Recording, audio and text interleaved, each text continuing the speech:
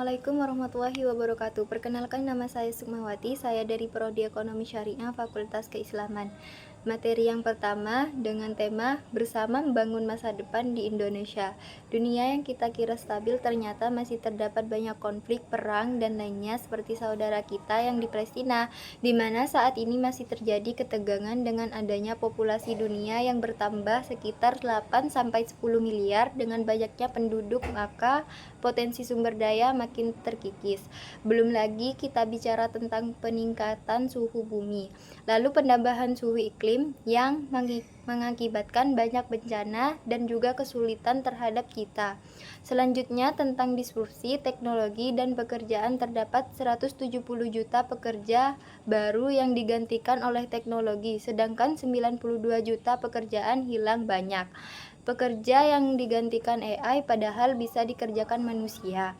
Contohnya programmer dan lainnya. Lalu kita bisa lihat negara seperti Cina, di mana mereka secara penuh menggunakan AI.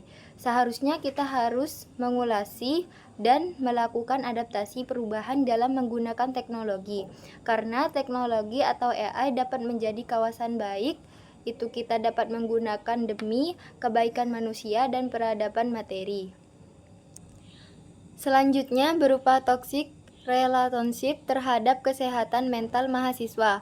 Apa sih itu toxic relationship? Toxic relatif adalah hubungan tidak sehat, sehingga membuat individu di dalamnya tidak bahagia dalam rentang waktu 2021 sampai 2025. Terdapat banyak 44 kasus per Agustus 2025, Satgas Senjata 20 kasus yang terjadi di kawasan kampus.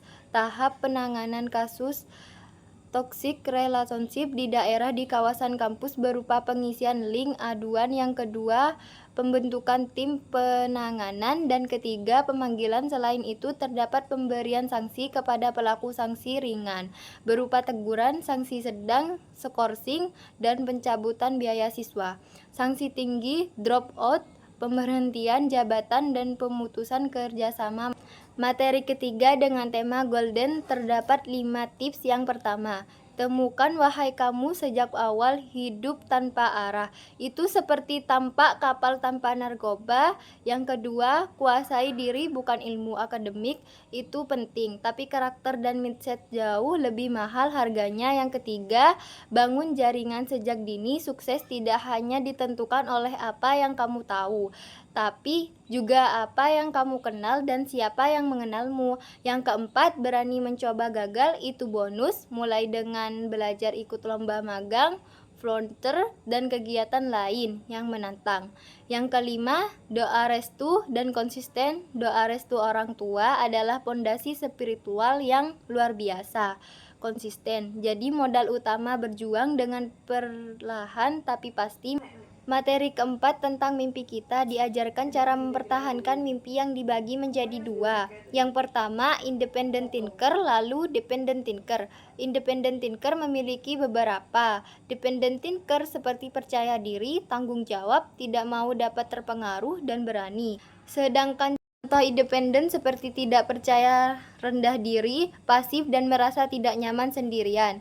Kita harus iman dan yakin kepada Allah, karena jika kita melakukan usaha pasti ada hasil.